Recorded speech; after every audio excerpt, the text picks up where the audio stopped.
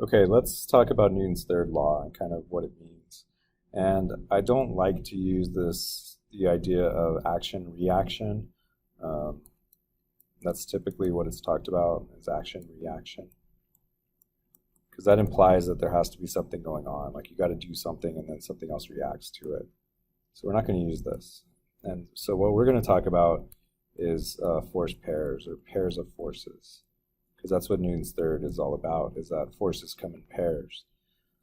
And so let's analyze this little situation here. So we have two blocks that are connected by a rope, block A and block B, and then we're pulling it with some tension such that it's moving at a constant velocity. So we have acceleration at 0.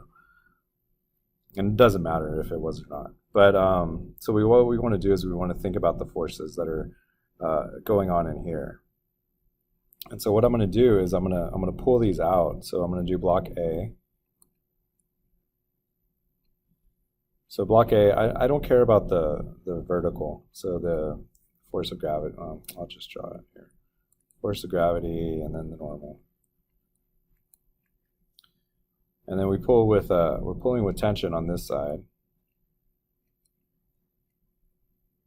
And then we're pulling back this way. Okay. Now, technically, this is going to be tension in this direction. And so I'll go ahead and call it tension, but we'll call this the tension of the pulling. So tension of pulling. This is going to be tension or the force of B on A. So this is the force of B pulling back on A as we're trying to pull it forward. I hope that makes sense. It's the tension pulling backwards. Okay, so then let's go over to B, to block B. So again, we're going to have a normal force and the force of gravity. And the tension here, that's the force of A pulling on B, or the tension of A on B. And the way that I define my system, this is where Newton's third is. Newton's third are these two forces right here.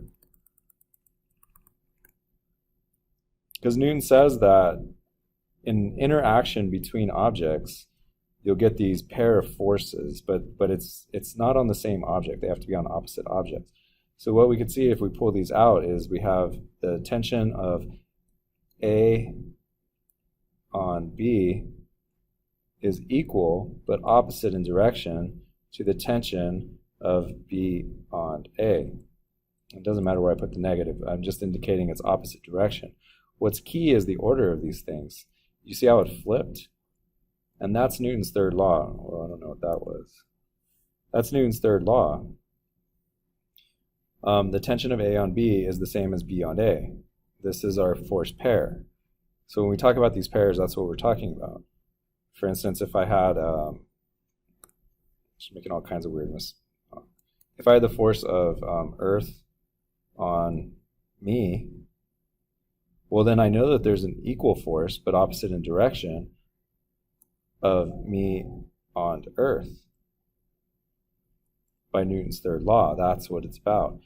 Let's think about that. So in gravity, there's me. There's the Earth, not to scale. Well, I know that there's a force pulling me towards the Earth. That's the force of gravity. So the force, if this is me, there's a force pulling me down. We call it Fg, but really that's just the force of Earth on me. But I also have mass, so I also exert a force, and that would be on the Earth. That would be this force, and that would be the force of me on Earth. And Newton's third gets tricky thinking about, but the key is that the force pairs are not in the same system. Or if they are, we ignore them. They don't do anything. So in this case, I was looking at A as our system, and so yes, this force is here. And over here, B is the system. But what if it was the whole thing? Then that's irrelevant. They wash out. They cancel. They don't do anything. So if the force pairs are inside of the system, they have no effect. And then the other thing is the order that we're talking about. So remember that when we talk about forces, it's the second one that's our object of interest. So this wouldn't cancel. This leads to, there's a common here. It's like a cart and horse. So a cart is tied, I can't draw a horse. There you go. There's a horse. Okay. So people who don't understand physics, and you can fix them now, they would say, well, if Newton's third law is right, then the horse pulls on the cart and the cart pulls on the horse. So how does it move? So the force of the horse on cart is equal but opposite in direction to the force of the cart on the horse. And that's true. That's true. But it's inside of our system, because the system that moves is everything. This is our whole system. And so I can see that, yes, I have a force here and a force here which cancel out, but they're internal. Internal forces almost always cancel out. We don't care about them because they come from Newton's third. It doesn't have any effect on the acceleration. Instead, what's actually making the cart move forward is down here on the ground. So the horse is actually pushing back against the floor. So when the horse pushes against the floor, which is not in our system, the floor is pushing back. So if we wanted to draw like a force diagram of it, there's our horse and cart. And we're assuming the wheels roll without friction, but there's rolling, but we're going to ignore that rolling friction. But the horse is pushing backwards. You know, to walk, you got to push this way.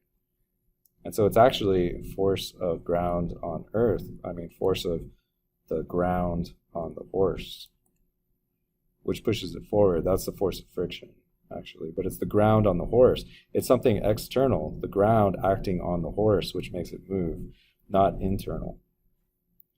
Now, if I try to draw the force of the horse on ground, that's not within my system, because my object is not the ground. My object is the horse and cart. So you got to be careful with what forces you include in here. If you include a Newton's third pair, they're just going to wash out. They don't do anything. You got to make sure that whenever you're talking about your object of interest, or you're talking about the forces, that your object of interest are the same for everything. So all your forces are on this object. You know, if I had an object A and I had a whole bunch of forces on it, then I need to have the force of something on A, the force of something on A, the force of something on A. I couldn't have the force of A on something inside of this force diagram. But that's the basic gist of Newton's third. It gets kind of confusing thinking about sometimes. But that about covers it.